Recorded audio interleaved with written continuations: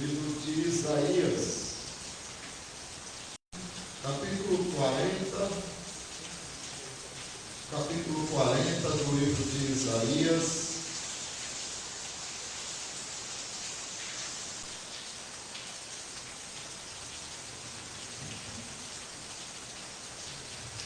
Nós faremos uma leitura do versículo 25 até o versículo 31. Porém, nós vamos ler de uma maneira consecutiva Isaías, capítulo 40, do versículo 25. Primeiro, vamos entender um pouco o que Deus fala já no versículo 25, quando ele diz assim: a quem, pois, me comparareis para que eu seja igual? Diz o Santo. Meus irmãos, esta tarde é uma tarde rica em todos os sentidos. Além de estarmos reunidos na presença do nosso Deus, enfrentamos uma chuva muito forte. Saímos de casa com o coração totalmente recreado no Senhor para buscar a sua face. E aqui estamos ouvindo o que o nosso Deus tem a nos dizer. Então eu desejo a todos que aqui estão, aos que estão nos assistindo pela rede social e aqueles que estão nos ouvindo pela Rádio Missões, que Deus esteja enriquecendo o seu coração com a sua graça, com a sua presença. Então o nosso texto já começa sendo uma confrontação ao homem. É Deus desafiando o homem a que encontre alguém que lhe seja igual. Isso é uma pergunta retórica, pois sabemos que não existe outro Deus. Que dirá um que seja igual ao nosso Deus? E o que distingue Deus dos outros deuses são inúmeras e infinitas possibilidades. Porém, aqui o Senhor está chamando a atenção para a sua santidade. A quem, pois, me comparareis para que eu lhe seja igual? Diz o Santo. Todos os atributos de Deus, amados irmãos, todos eles são permeados pela santidade do Senhor. A graça de Deus, o seu poder, a sua sabedoria, a sua bondade, a sua justiça, a sua ira, tudo é santo no Senhor. Então, Deus, ele se distingue de qualquer Deus que seja anunciado na terra pela sua santidade. A santidade do Deus de Israel, Yahvé, é frequentemente falada no Antigo Testamento, definida como uma santidade ética e moral. E por que é importante a gente ter noção disso? Como diz Levítico capítulo 11, versículo 44. Sede santos, porque eu sou santo. Esta é uma santidade moral. E por que é importante que tenhamos essa compreensão? Porque os deuses a quem as nações atribuem por deuses, nenhum Deus já imaginado tem este atributo de santidade. Eles até dizem que tem, no sentido de que esses deuses são separados dos homens, de que esses deuses, eles são separados para alguns serviços sagrados, mas nenhum é distinto como o nosso Deus em santidade moral. Por isso, é necessário que você conheça a santidade de Deus. Em Êxodo, capítulo 15, do versículo 11, diz: ó Senhor, quem é como tu entre os deuses? Quem é como tu, glorificado em santidade? Não existe Deus que seja santo, como santo é o nosso Deus. E também não existe um Deus como o nosso Deus, que exige que o seu povo ande em santidade. Pois no Salmo 77, versículo 13 diz: o teu caminho, ó Deus, é de santidade. Que Deus é tão grande como o nosso Deus, mas o caminho de Deus é de santidade. E se você quiser andar com Deus, você tem que andar em santidade. A primeira coisa que nós vamos ver é que Deus é santo em sua justiça. Observe o que diz o versículo 26 e 27. Levantai ao alto os olhos e vede. Quem criou estas coisas? Aquele que faz sair os seus exércitos de estrelas, todas bem contadas, as quais ele chama pelo nome, por ser ele grande em força e forte em poder. Nenhuma só vem a faltar. Porque, pois, dizes, ó Jacó, e falas, ó Israel, o meu caminho está encoberto ao Senhor. O meu direito passa desapercebido ao meu Deus. Por que falas assim? Aqui o Senhor Deus está mostrando que Ele é justo. Ele não desampara. Ele faz justiça ao seu povo. Ele diz que chama o seu exército de estrelas pelo nome. E nenhuma delas só vem a faltar. A ciência atualmente descobriu que existem mais estrelas nos céus do que todos os grãos de areia em todas as praias que existem. E Deus conhece cada uma de suas estrelas, cada uma pelo nome, e nenhuma vem a faltar. Por que Deus fala assim? Porque isso está relacionado à justiça de Deus. Porque quando Ele diz que chama pelo nome, Ele está dizendo: olha, eu me preocupo com cada um de vocês. Eu não esqueço de ninguém. Nenhum de vocês faltará diante de minha presença. Eu tenho cada um de vocês contados e conheço vocês pelo nome. Se Ele conhece as estrelas, o que dirá dos seus escolhidos? O que dirá dos seus amados? Ele está dizendo isso porque o povo estava desconfiando dele. O remanescente, aqueles poucos de Israel que queriam ser fiéis ao Senhor, olhavam e diziam: Senhor, nosso direito está passando desapercebido. O Senhor não olha para a nossa dor, a gente está sendo injustiçado, e o Senhor não se incomoda. E Deus está chamando eles a atenção e dizendo: por que vocês dizem isso? Está encoberto ao Senhor o direito de vocês. Meus irmãos, eu queria fazer paralelos com Deuteronômio. Em cada passagem que nós formos ler do livro de Isaías, em cada divisão do nosso sermão, nós vamos trabalhar em cima de Deuteronômio, capítulo 32. Porque é incrível como Deus aqui vem se mostrando através de Moisés, do seu belíssimo cântico, vem se mostrando como ele age com o seu povo. E ele diz assim no versículo 34 até o 36: não está isto guardado comigo, selado nos meus tesouros? A mim pertence a vingança, a retribuição a seu tempo.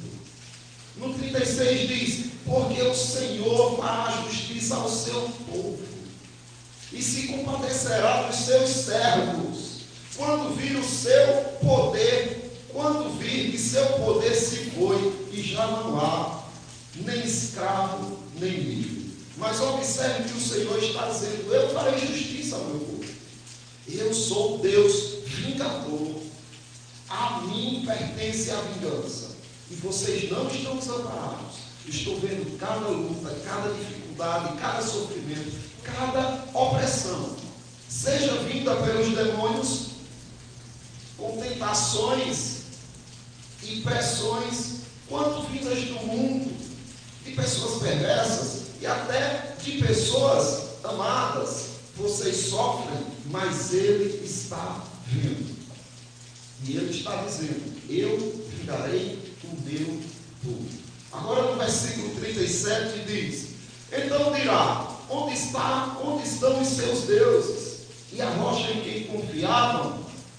Deuses que comiam a gordura dos seus sacrifícios e bebiam o vinho de suas libações. Levantem-se eles e vos ajudem, para que haja esconderijo para vós outros. Aqui Deus está ironizando, dizendo: quando chegar o aperto, e essas pessoas opressoras e injustas, que não me seguem, forem julgadas, forem perseguidas, peçam a eles que se escondam entre os seus deuses.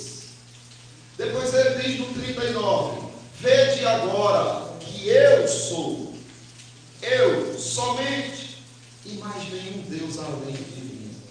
Eu mato e faço viver, eu firo e eu saro, e não há quem possa livrar alguém da minha mão. Assim é o Deus de justiça, e a sua justiça é santa. O que os demônios, ou até os seus servos, podem fazer contra você? Que Deus não veja, que Deus não esteja controlando e governando. Você precisa se vingar. Precisa se vingar das pessoas que fazem o mal a você. Você precisa ficar irritado com essas pessoas, sendo consumido pela sua ira, estressado o tempo todo, porque as coisas estão saindo tudo do controle. Precisa ficar amargurado de coração, por causa das injustiças que você sofre, até de irmãos em Cristo, da família, dos estranhos, da vida, as coisas que acontecem, você precisa ficar estressado. O justo está de olho, é isso que ele está dizendo. Nada passa desapercebido. Apenas espere. No tempo certo, ele se levantará a seu favor. Mas não tome providências de si mesmo, porque a sua justiça não é santa. Por mais justo que você queira ser na sua vingança, ela é perversa, pecaminosa, manchada. Então deixe que Deus se vingue. A justiça do homem não revela a justiça de Deus. Então confie na justiça de Deus, porque somente a justiça de Deus é santa. No versículo seguinte, agora do 25 ao 28, de Isaías 40, capítulo 25 e depois o 28, Deus fala de sua fidelidade. A sua fidelidade é santa. Deus é santo em fidelidade. Observe o que diz o 25: a quem, pois, me comparareis para que eu lhe seja igual? Diz o santo. O 28: não sabes, nem ouvistes, que o eterno Deus, o Senhor, o Criador dos confins da terra, não se cansa, nem se fadiga, não se pode esquadrinhar o seu entendimento. É como se Deus estivesse dizendo: olha, por que vocês acham que eu não estou vendo a injustiça que vocês estão sofrendo? Por que vocês acham que eu não vou me vingar disso? É porque vocês acreditam que eu estou cansado? É porque vocês acreditam que a minha fadiga não permite que eu faça nada contra essa injustiça? E Deus revela aqui a sua fidelidade. Imagine, não dormita o guarda de Israel, não cochila um segundo sequer, tudo olhando por você, olhando para as suas lutas, para os seus anseios, para as suas dificuldades. Ele não se cansa de estar ao teu lado. Ele não se cansa, não se fadiga de ser por você. É isso que o texto está dizendo. Querendo confortar aquele remanescente, aqueles poucos que buscavam a esperança no Senhor. Dizendo, olha, não se preocupem. Eu nunca me cansarei. Eu nunca vou me fatigar. Nem de vocês, nem do que eu tenho para fazer contra os injustos. Deus não depende da fidelidade do crente para ele ser fiel. Que bom, né? Porque se fosse depender da nossa fidelidade, Deus iria nos abandonar rapidinho. Ele é fiel a você, não por algo que você tenha a oferecer a Deus, mas porque Ele tem zelo pelo seu grandioso nome. Ezequiel diz o seguinte, no capítulo 36, versículo 19: espalhei-os entre as nações, e foram derramados pela terra. Isso falando do seu povo escolhido, Israel. Segundo os seus caminhos e segundo os seus feitos, eu os julguei. Israel foi espalhado pela terra e viviam agora oprimidos por povos estranhos, sofrendo, sendo esmagados por essas pessoas. Por quê? Porque eles escolheram caminhos tortuosos. E o Senhor diz, eu estou julgando o meu povo. Mas aí, o versículo 21, vamos ler do 20.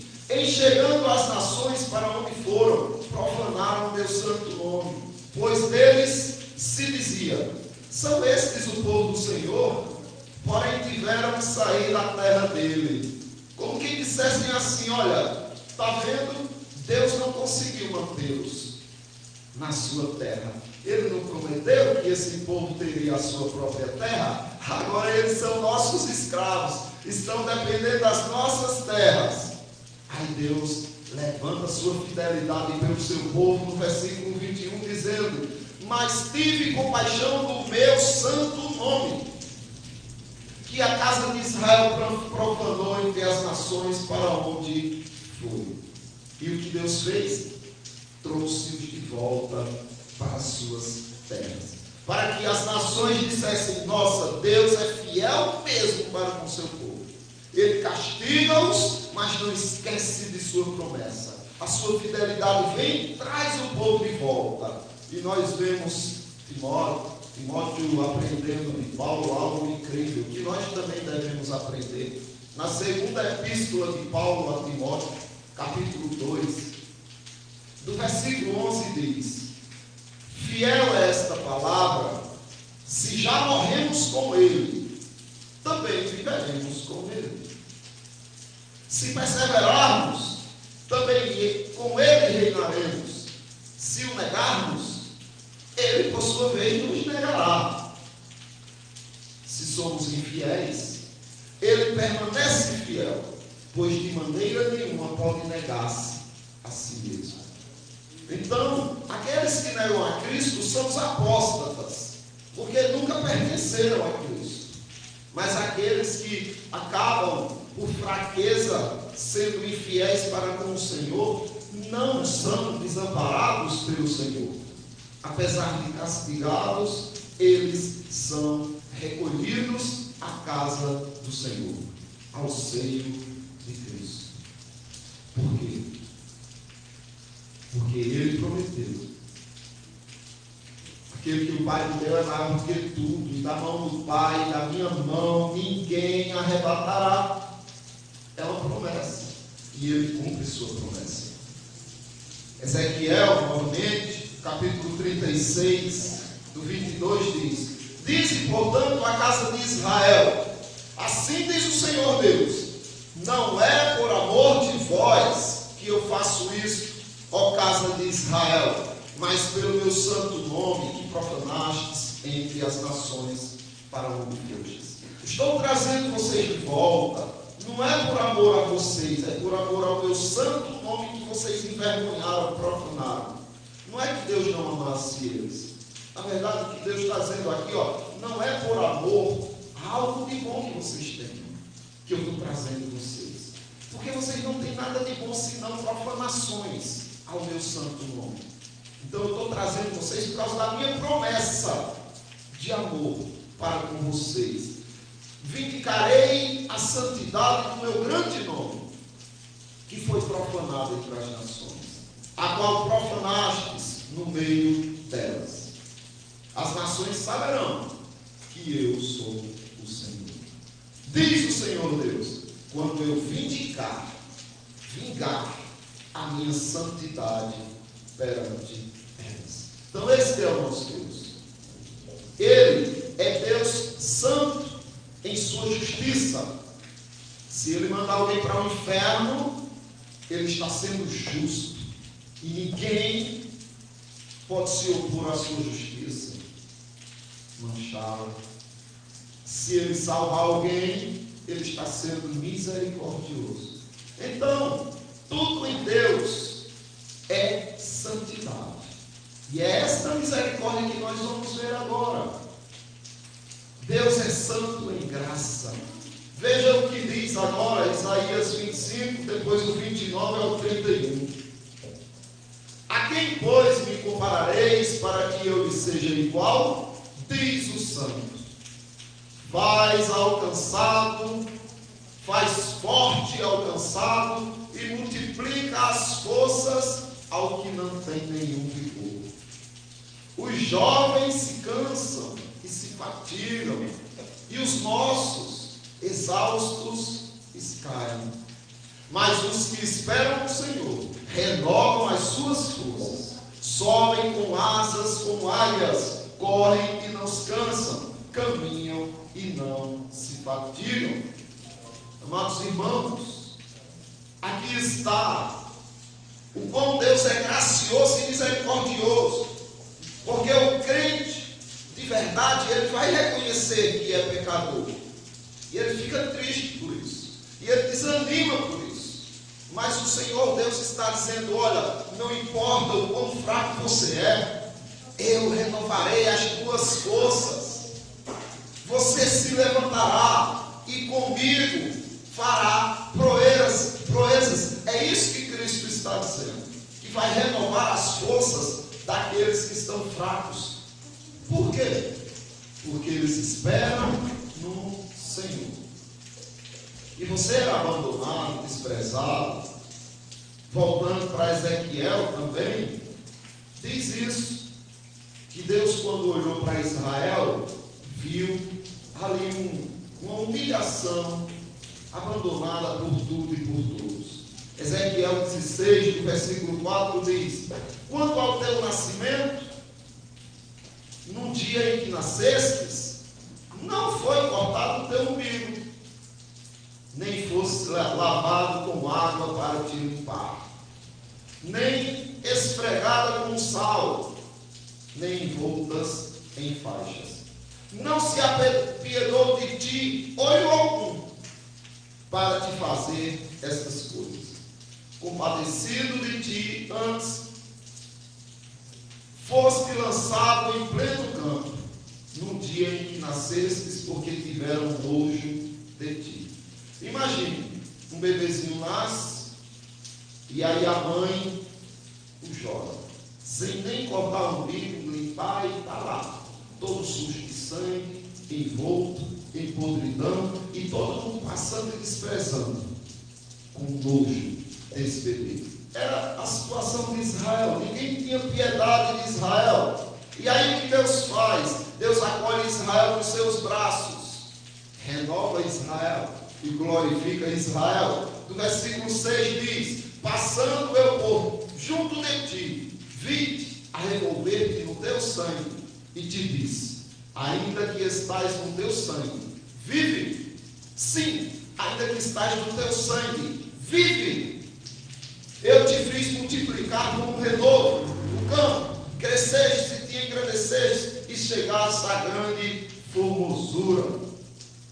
Do versículo 13 ele diz: assim foste ornado de ouro e de prata, os teus vestidos eram de linho fino e seda e de bordados, farinha, do mel, do azeite, e Deus sai mostrando tudo que ele fez para tirar Israel daquela situação deplorável, moribunda, e trazer para um estado de glória. Olha o que diz o 14: correu a tua fama entre as nações, por causa da tua formosura, pois era perfeita, por causa da minha glória que eu pusera em ti, diz o Senhor. Então Deus pegou da sua glória e pôs sobre Israel, sobre a sua igreja. E agora ela estava belíssima. E o que aconteceu? O problema não é a renovação do Senhor. Não é quando Deus pega você da lama e coloca em lugares de glória, de honra, de exaltação. O problema é o que você faz quando está lá em cima. Aí é que se encontra o problema. Porque veja o que diz no versículo 15: mas confiastes na tua formosura e te entregastes à lascívia, graças à tua fama, e te ofereceste a todo o que passava para seres dele. Era para Israel ser só do Senhor. E vejam o que estava acontecendo. E aí Deus vai denunciar alguns dos pecados de Israel. O 21: matastes a meus filhos e os entregastes a elas como oferta pelo fogo. Em todas as tuas abominações e nas tuas prostituições não te lembrastes dos dias da mocidade. Esqueceu-se de quem Deus era, do que Deus fez. Por quê? Porque estava em cima. Agora parece que não dependia mais de nada. Era muito bela, muito bonita, muito capaz, e esqueceu-se do Senhor. O versículo 30 diz: quão fraco é o teu coração.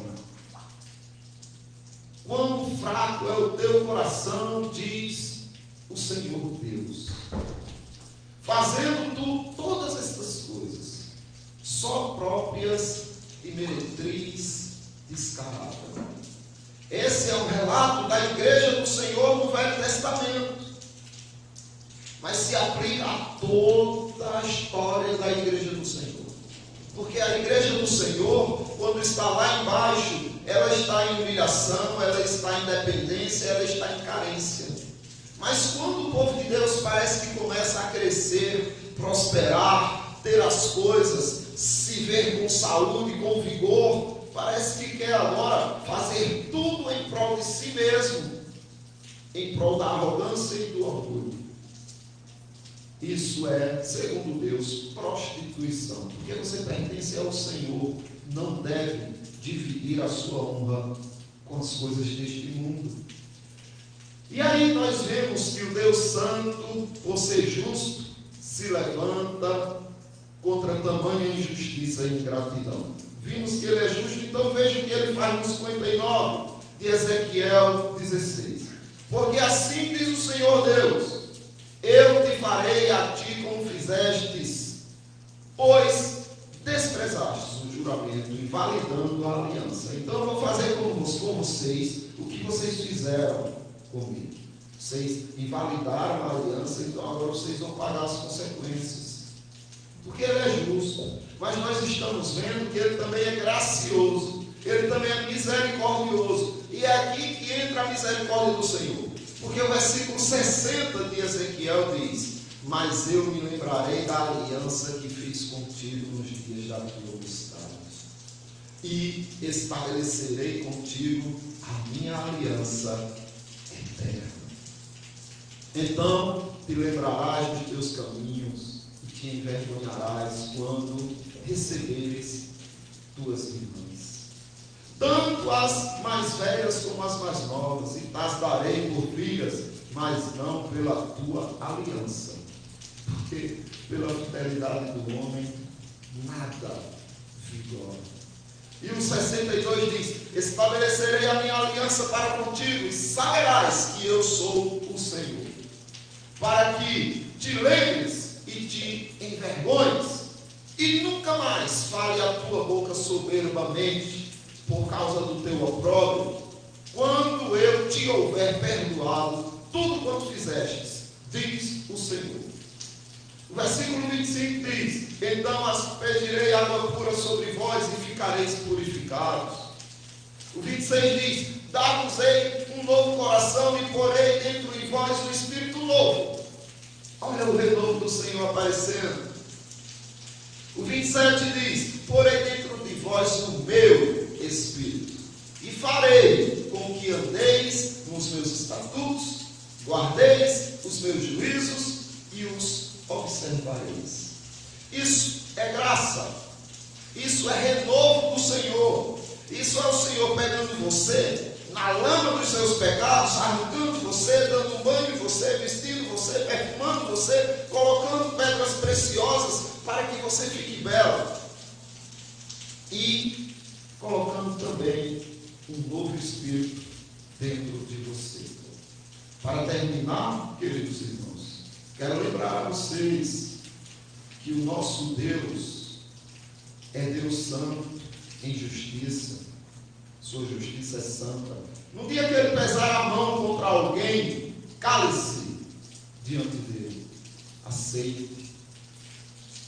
Faça feito Arão, quando os seus filhos foram mortos porque ofereceram fogo estranho ao Senhor e disseram: Arão, Deus matou os teus filhos. A Bíblia diz que Arão se calou.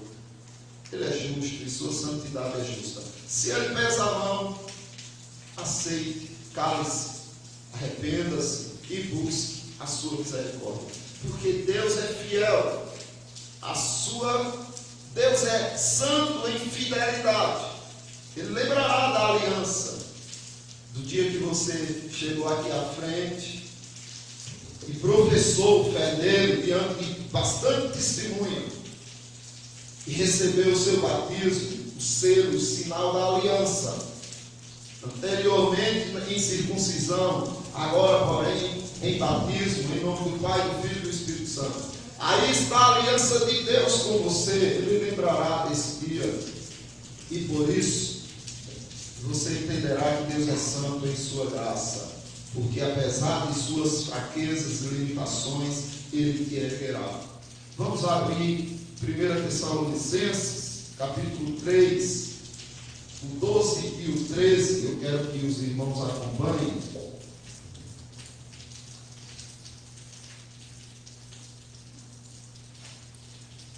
1 Tessalonicenses, capítulo 3, versículo 12 e 13. E o Senhor vos faça crescer e aumentar no amor, uns para com os outros e para com todos, como também nós para convosco, a fim de que seja o vosso coração confirmado em santidade, isento de culpa, na presença de nosso Deus e Pai, na vinda de nosso Senhor Jesus, com todos os seus santos anjos.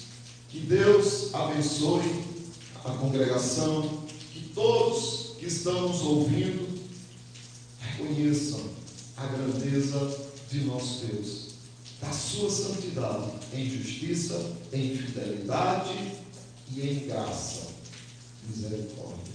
Passo a palavra para o presbítero Carlão.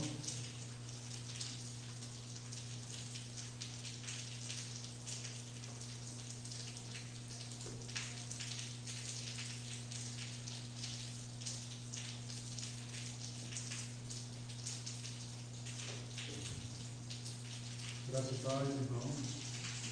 Mais uma vez agradecemos a chuva que Deus nos mandado.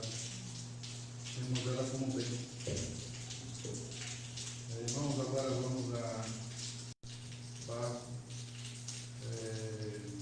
responder a palavra de Deus.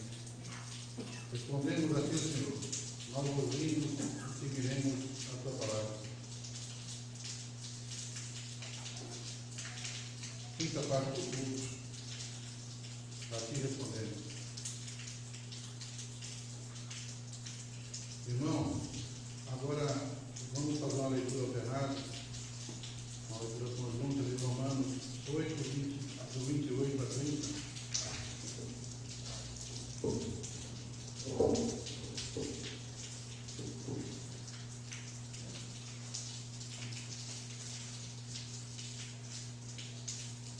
Sabemos que todas as coisas cooperam para o bem daqueles que amam a Deus, daqueles que são chamados segundo o seu propósito. Que de antemão conheceu, também os predestinou para serem conforme a imagem do seu Filho, a fim de que seja primogênito entre muitos irmãos. E aos que predestinou, a estes também chamou. E aos que chamou, a estes também justificou. E aos que justificou, a estes também glorificou. Assim lemos Romanos 8, 28 ao 30. Irmãos, agora vamos louvar o Senhor com o hino número 4, Culto à Trindade. Todos podemos ficar de pé. Deus está no templo, Pai onipotente. A seus pés nos humilhamos, servos consagrados reverentemente.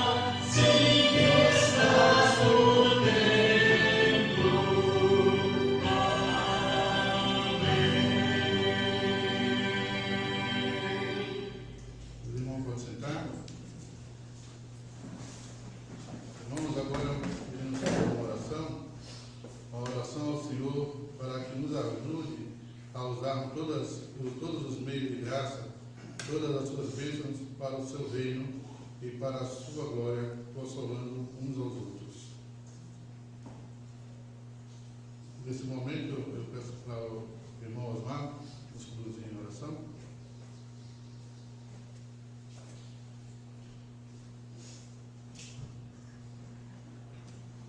Senhor Deus e nosso Pai, nós te agradecemos, te louvamos por esta tarde, por esse momento tão especial de recebermos em tua casa esse santo culto que foi dedicado a ti, para ti, e aprender a tua santa e bendita palavra, onde nos alerta, nos confronta e nos dá ânimo para renovarmos as esperanças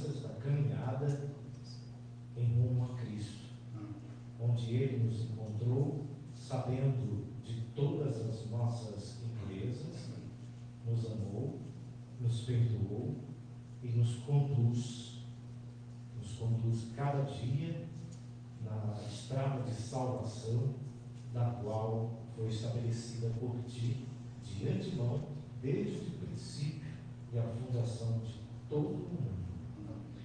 Senhor Deus, Te louvamos e agradecemos por tudo que tem feito por nossa vida. São muitas bênçãos derramadas sobre nós, chuva, a qual recebemos nesse instante e que se acalma nesse momento, deixando a terra preparada para receber a semente. Que a boa semente da Tua palavra também floresça e resplandeça em nosso coração, trazendo-nos uma semana abençoada de paz, de proteção, livramentos, porque Tu sabes de todas as nossas lutas diante de Ti, diante deste mundo, da qual Vós mesmo nos alertou. Senhor, obrigado por tudo.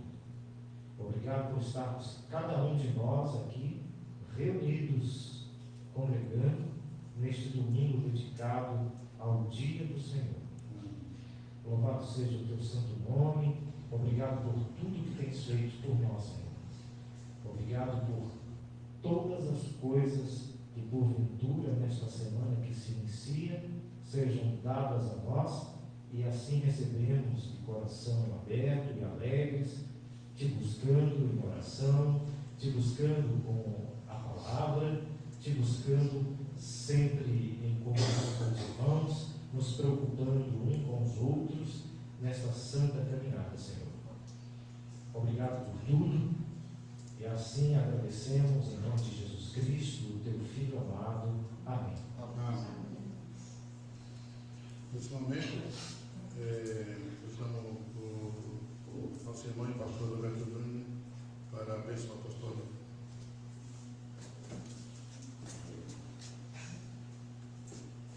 Vamos ficar de pé, irmãos, recebamos a bênção. Que a graça bondosa do nosso eterno Pai, que a comunhão, as consolações, o conforto do Santo Espírito de Deus, que a perseverança, a fidelidade, a paz, que excede todo o entendimento que há no Senhor Jesus Cristo, esteja sobre todos vós, sobre todos aqueles que professam fé em Cristo e que estão espalhados pela terra, agora e sempre. Amém. Amém, irmãos? Podem sentar.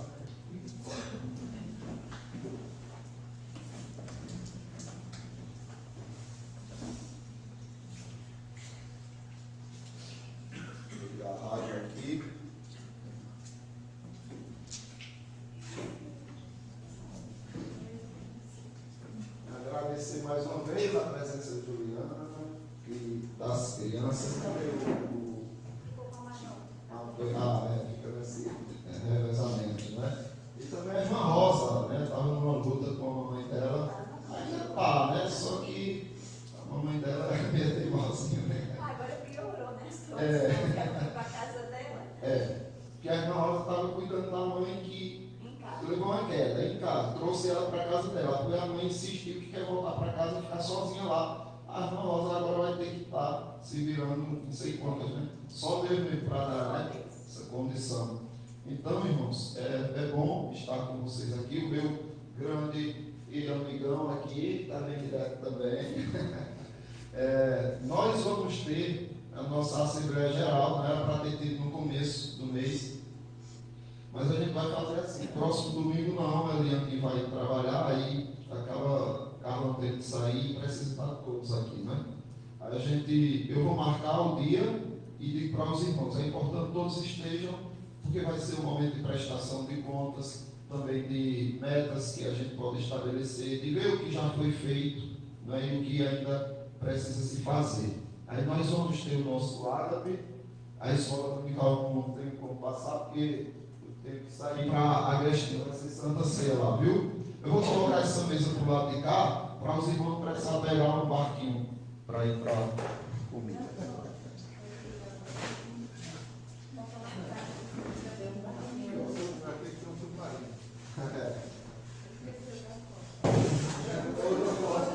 Está falando da